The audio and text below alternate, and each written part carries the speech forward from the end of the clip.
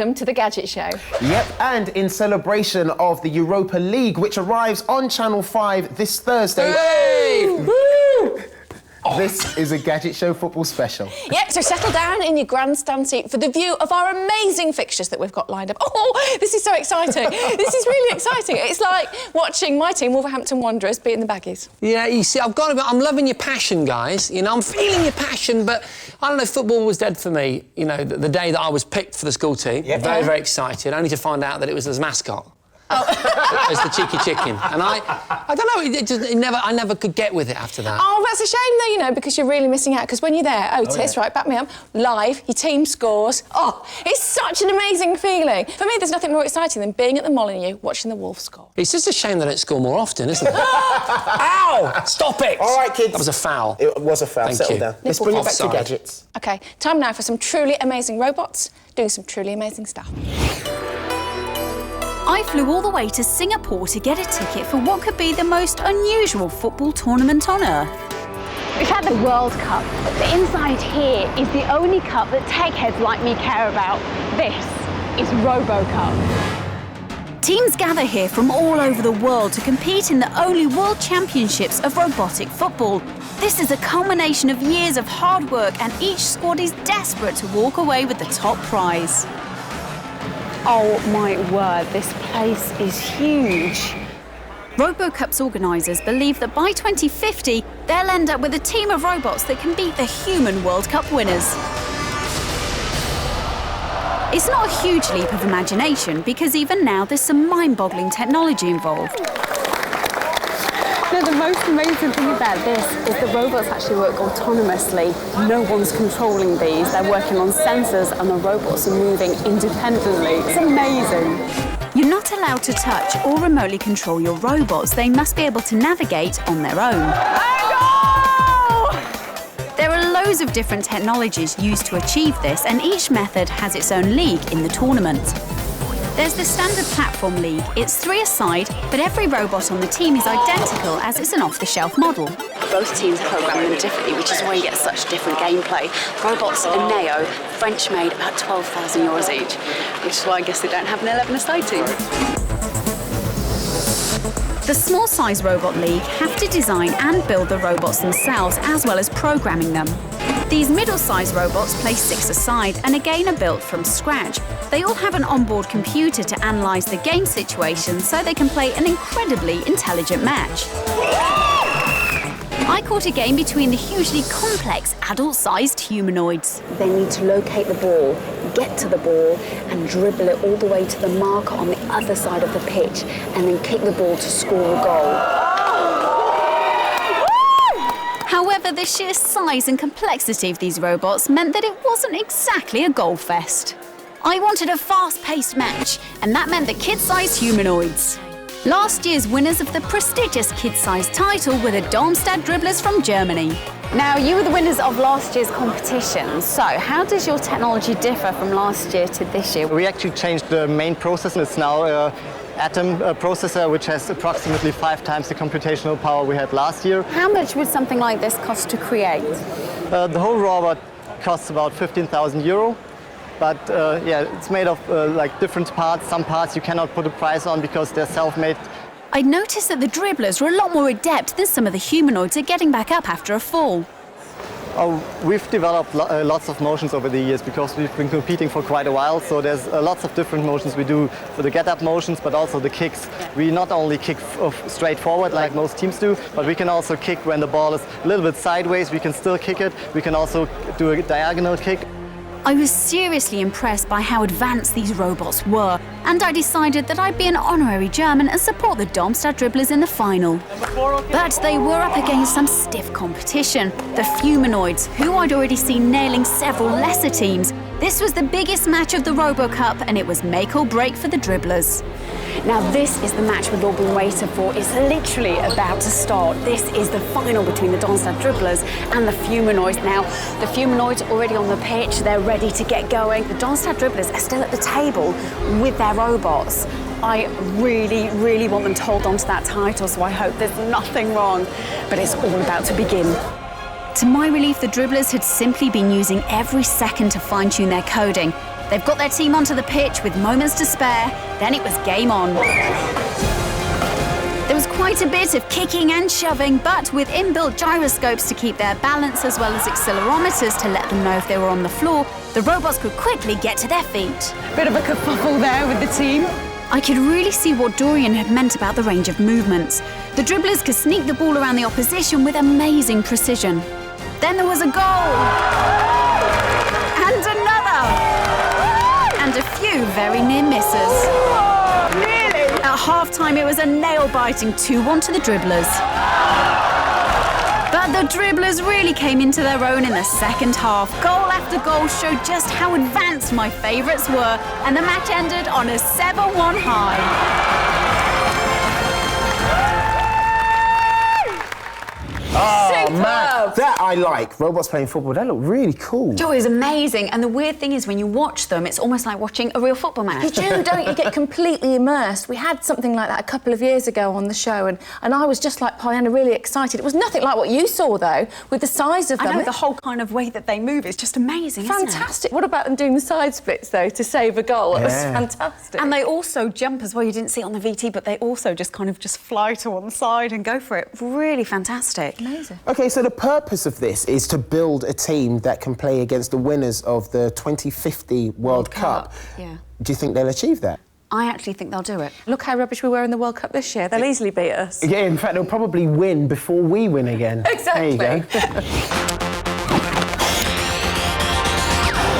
Welcome back to our Gadget Show football special. Now, I want to talk to you about the joys of watching sport on a massive telly. There's nothing better than getting your mates around to watch a match on an enormous flat screen. The bigger the better. Something like this 102-inch would be perfect. But is it practical? Could you possibly fit it in your living room? Could you possibly afford it? Well, I think for most of us, the answer to both of those questions is a definite no. That's where high-definition projectors come in. Whopping great high-def pictures without the whopping great price tag. Splendid! As ever, though, the question is, which one's best? Of course, a big picture also needs to be a damn good quality picture if you're going to follow every subtle pass and sly tackle of the big match. So, if you want the best high-def projector around, I'm here to help. These things will beam out an image that's big enough to cover your entire wall. With a picture this size, does quality inevitably suffer? I'd selected 9 of the latest HD projectors, but some immediately fell by the wayside. I eliminated projectors with poor connectivity. No HDMI socket on that Acer. That's no use. Unnecessary fan noise. Oof, that's loud. And finally, I focused on the range of lens adjustment. No lens shift on this Samsung at all. After a whole load of poking, fiddling and listening, I eventually chose my favourite 4.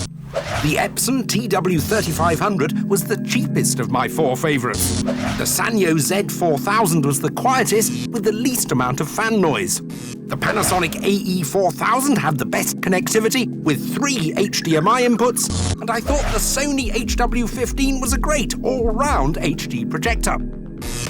To find the best of my final 4 projectors, I designed a little head-to-head challenge.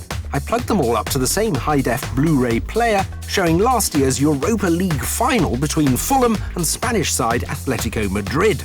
With such a direct comparison, it would be clear which projector made the game most beautiful. What I need now is someone who knows a thing or two about football. Alan Parry, Sky Sports football commentator, has been commentating for 37 years, so he's just the person to judge the quality of our projectors. Right, Alan, we've got the 4 leading HD projectors, each pointing at a different screen. They'll each be showing the same footage, and what I'd like you to do is provide your expert commentary on the quality. I think you'll need these, clipboard with a few extra technical details, and the important lip mic. Great. Looking forward to the experience. Splendid. With everything in place, it was kick-off time. So here we are in Hamburg. Atletico Madrid, they're playing in the red and white stripes, and Fulham in their change strip tonight, the blue shirts and the white shorts. And I tell you what, we could almost be in Hamburg. The definition on all 4 screens is so good, and the clarity so wonderful that you really do feel you're actually in the stadium. With the first half well underway and Alan well into his stride, we started to assess the HD projector's performance. And first up, Alan was immediately drawn to the Panasonic. I think the Panasonic really emphasises the action. It just seems that much more clear. We both agreed that its red-rich lamp technology was producing more vibrant colours. But Alan wasn't that impressed with the quality of the Sony. Doesn't look as good, doesn't look as sharp. If I was watching that in comparison, that was a penalty, by the way. The referee didn't give it. It was clear the Sony's slightly drabber pictures weren't going to last the 90 minutes. Alan also thought the Sanyo was playing relatively poorly. The picture looks a little bit dark to me, almost as though the floodlights have gone out in that half of the stadium. And we both felt the extra-fast refresh rate wasn't enhancing the fast-flowing football. I must admit the movement doesn't look overly smoother than the others, even though it has that higher refresh rate. But the Ep7 was showing great potential, as Alan loved its brilliant pictures. I think that is sharp, lovely picture quality. Look at the photographers in the background and the crowd and the flags. It all stands out so well. With the end of the first half, it was time for a quick analysis from Alan. So I have to say I'm impressed with Epson, certainly, and with Panasonic. Not quite so impressed with Sanyo. My least favourite at the moment is Sony. So, with the Sony and Sanyo HD projectors playing no part in the second half, it was now down to the Epson and Panasonic to fight it out. So here we go then, the second half. Alan and I thought the Panasonic was showing signs of premiership class. The colours look lifelike. There's very little difference between what you see on screen at the moment and what you would see if you were in the ground. And what we've just seen is a goal. Deep into injury time, Alan was still swaying towards the Panasonic. But could the Epson make one last move to take the title? This match is over. Now I've got to make a marvellous decision, haven't I? Yes. Which is the best? I know which way you're heading. Yeah, I thought you'd guess. I can't look beyond the Panasonic. That's the one I'd have in my home. And so on to the G ratings, and it's 3 Gs for the Sanyo. Its performance didn't quite match the quality and high standard of the football. It's also 3 Gs for the Sony. We both felt its overall image quality was rather second division. The Epson, though, gets 4 Gs. Its crisp, clear HD pictures make it a worthy runner-up, and by being the cheapest, it's clearly a great buy. But the title goes to the Panasonic with 5 Gs. It produced clear, sharp, smooth and vibrant pictures. Clearly a champion among HD projectors. Now, here's your chance to get a sneak peek at some of the very cool tech that'll be hitting the shops over the next 6 or 12 months. Our web team bagged an invite to be first in line to see the likes of Sony, Philips and Panasonic exhibit in Berlin at IFA, one of Europe's biggest electronic shows. We got the lowdown on all the tech expected to make waves in 2011. Simply head to our website, 5.tv/Gadget Show, for our web-exclusive reports and interviews. Right, next up on our Gadget Show football special, time for all of us to fantasise and dream a little. Because unless you're on a footballer's salary, you're not going to be able to afford any of the stuff I'm about to show you anytime soon. This is my top 5 money, no object gadgets. I spent the day indulging my fantasies of being filthy rich and surrounded myself with the latest and best posh gadgets. It's a tough job, but someone's got to do it. At number 5, it's the Cyclot exercise bike. Designed by Italian Luca Schipatti, it's built using carbon fibre, fiberglass and steel. It might look a bit odd, but it's very techy. It works on its own epicycloid system. So basically, when you pedal, you create a magnetic force from this copper ring in here, which is situated in front of 5 magnets. And you can move those magnets backwards and forwards to change the resistance of your workout. The bike's advanced technology means that it can actually reproduce the feel and performance of a road racing bike. It's the ultimate in luxury home exercise equipment and a snip at £6,800. At number 4, it's the Celsius 1062 LUD mobile phone. It's milled from a block of grade 5 titanium, and embedded in the cover here is a fully working flying tourbillon watch. And when I open the clamshell, the nature of those hinges moving gives the watch another 3 hours of power, thanks to its patented mechanism, the remontage papillon. The phone itself works on a Sagem platform. It's got a 3.2 megapixel camera, an MP3 player and a web browser. It's got 600 mechanical parts, 330 of which are purely for the watch. And with a price tag of €250,000, you wouldn't want to drop this down the toilet. At number 3, it's the Zulus audio system from Meridian Audio. This console is called the Control 15 and it stores about 1,000 CD albums, but it stores them losslessly, which means there's absolutely no sound degradation at all. You can access your music on this beautiful 17-inch touchscreen, or you can access it wirelessly on the latest Zulus app. The system connects to these 2 Meridian digital speakers, which have been designed to produce a more natural top-end sound. Each speaker has 3 drivers, 3 amplifiers, and 2 digital converters and a tweeter. With this system, you'd never know you were listening to digital music. Yours for just £11,900. At number 2, it's the Victorinox Platinum Swiss Army Knife. To celebrate its 120th anniversary, Swiss companies Victorinox and Bonfort created this, the most expensive pocket knife in the world. So they took the design of the best-selling Swiss Army knife, the Climber, created a platinum shell, and then covered it with 800 brilliant cut diamonds, resulting in this little gorgeous object of desire, which weighs in at a whopping 21.3 carats. This £63,000 knife has 11 fully operational tools, including blades, a corkscrew, can opener, screwdriver, tweezers, and scissors. So if you're about to go on a glamorous camping trip and are looking for the ultimate outdoor tool, then perhaps this is for you, but be warned, only 40 have been made, and I'm having this one, so that means there's only 39 left. And at number 1, it's the Ovi.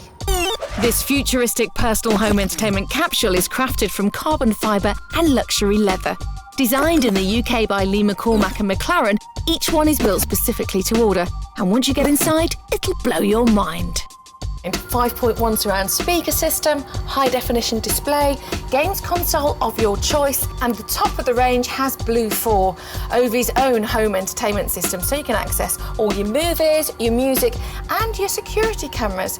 You can check out who's at the front door, or just see how your cars are doing in the garage. Costing from £8,000 to £95,000, the Ovi capsule is the must-have home entertainment extravagance.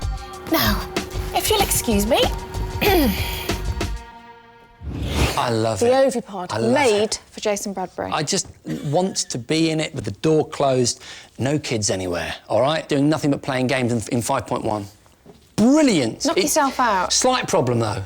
Expensive. Yes, price tag. I know, it was a bit of an over-the-top top 5, wasn't it, really? Well, no, but that was what you were supposed to do. It was Yeah. great, but can I bring you back down to earth, but in a good way? Absolutely. I think you're going to love this. Paper jams, OK? Gadgets, musical instruments, in fact, that are actually made of paper. How do they work, then? Just have a play.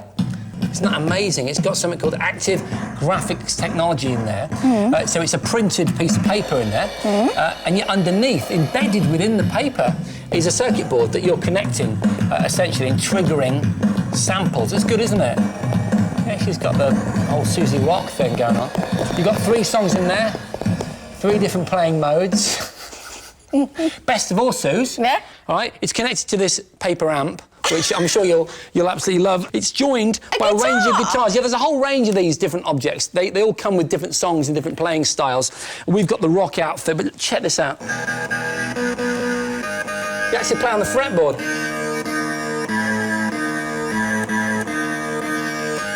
How cool. Ready to rock out? Ready, and...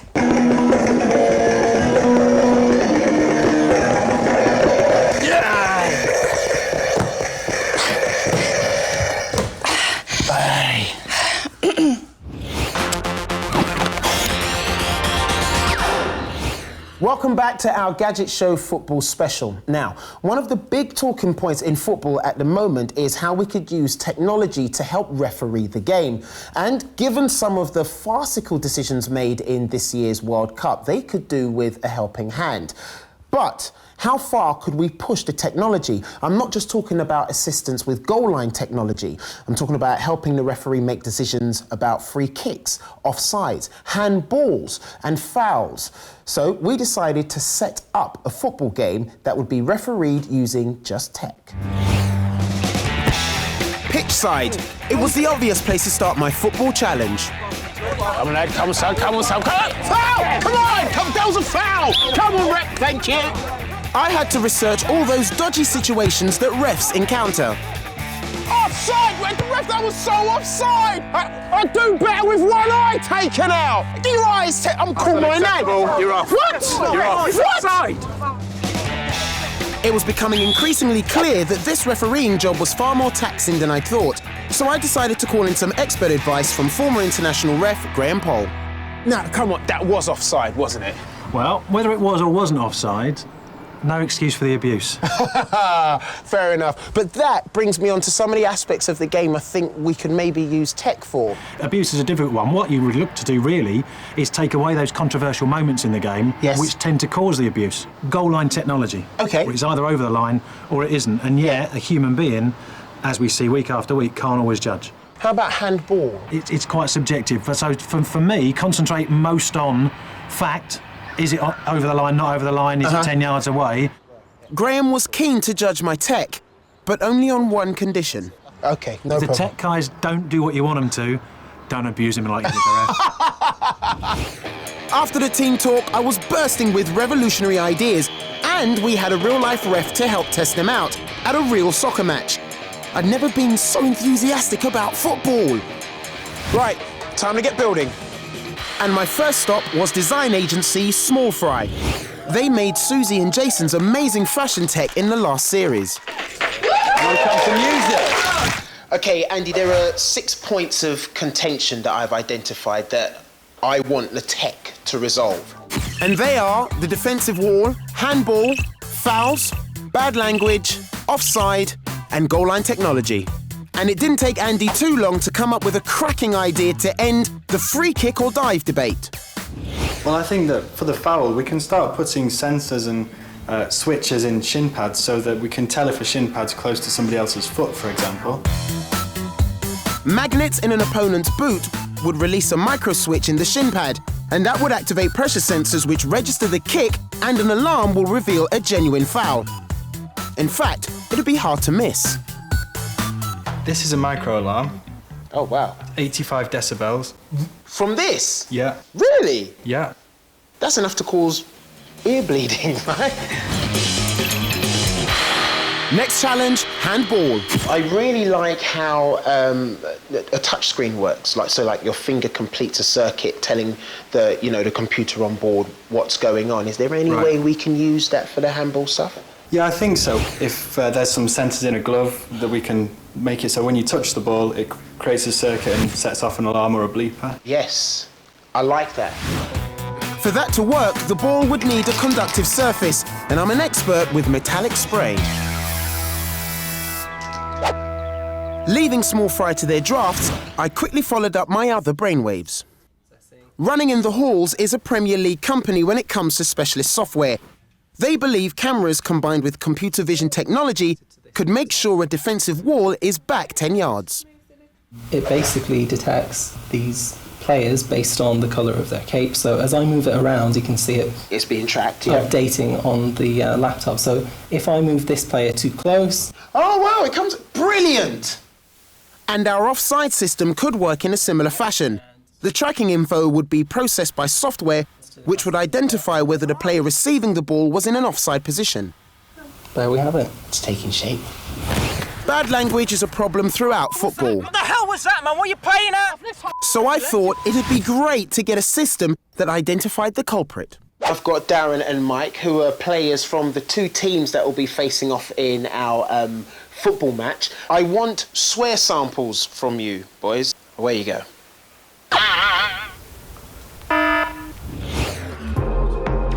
I sent the recordings to Sheffield University so the Department of Computer Science could develop software that would recognise the abuse and make sure the foul mouths would get punished.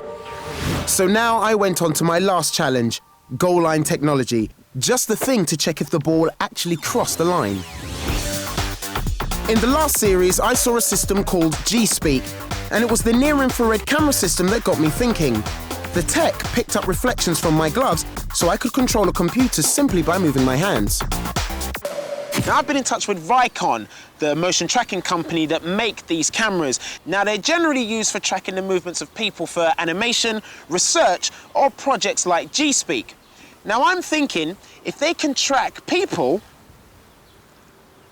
they can probably track footballs too. So all my prototypes were well underway in my bid to transform the world of football. But how would they perform when the whistle blows? Oh, I love it, the ideas. Because as a football fan, of course, everybody thinks they're a referee. You get so annoyed watching a match when little things like the wall, they're always moving too close. It's really, really cool tech. I'm hoping it's going to make people sit up and take note that technology could potentially work in the game. So does it work, though? I can't tell you that yet. Yes, does it, but you can. You're going to have to wait, along with you guys. No. Sorry, I think one of the lights, I might have to replace that. OK, we're going back to football, or footy, as we call it, for those of us in the know. And the good news is that you no longer need 21 mates in a huge field to enjoy the game. In fact, those days of muddy football boots and magic sponges are so last season. Now you can play football without even going outside at all. And to prove that, I got together with Polly to give you our top 5 gadgety ways to play football. On the Ed7, let's do it. Yeah, all right. Yes! Why? For this top 5, Jason and I had to choose our favourite bits of tech that let you play football in the most fun, quirky and gadgety ways imaginable. And to get into the footy spirit, we both slipped into some garish lycra and kind of pretended we knew what we were doing by stretching a bit. Now I know what they mean by the beautiful game. Yes, I am a girl in a football kit. Snap out of it. All right. And number 5, it's Foosball HD, a great little iPad app that brings table football to your fingertips. Right, Polly, you're reds, I'm blue. Let's get this finger-flicking party on. Let's go. With crisp, colourful graphics and authentic table football noises, Foosball HD is just great fun. Oh, red wins!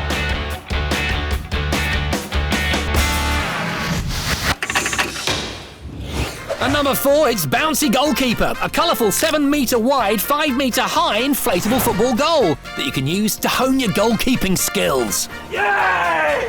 But there is a twist. You don't need a mate to kick the ball. This does it for you. Ready, Jace? Ready! Fire!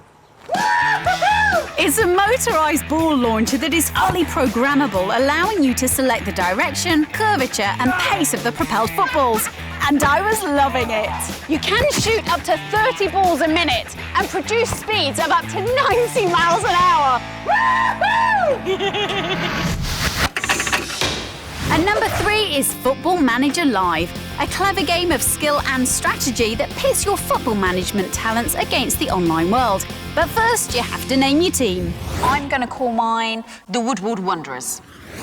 Then you need to pick your team, and if you're a complete football dunce, like me, there's an auto mode that will pick your team lineup for you. However, if you're a real managerial aficionado, you can go manual. And you can challenge other managers in real-time games and watch the match unfold thanks to the gameplay graphics. Yay! Goal! Oh, well done, Wanderers. But the best thing is that you can write messages to your opponent so you can really rub in a victory. Victory is sweet.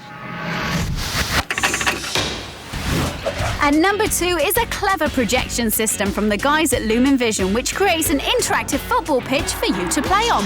Now, the way this works is there's a DLP projector just above our heads which projects the pitch onto the floor. Yeah, and next to the projector is an infrared emitter and a small camera, the combination of which is able to detect the movement of our feet or various body parts. Software in the computer then translates that into movements of the ball. Which means if I do this, yay! I score a goal! Woo! Just be careful how many layers you put up there. And our number 1 alternative way to play football is on the Marabot Robotic football table. So the technology is really quite clever. The robots are being controlled, believe it or not, via Bluetooth. And they actually use magnets just on the front so that it actually grabs the ball and dribbles it to the goal. No! Oh, brilliant. There's a real retro arcade feel to the Marabot table, and we just couldn't get enough of its addictive joystick-waggling, button-bashing fun. Yay! And what's really cool is they've got little personalities, and when you score, they smile. Of course, equally, when you don't score, when you're on the losing side, they look very sad.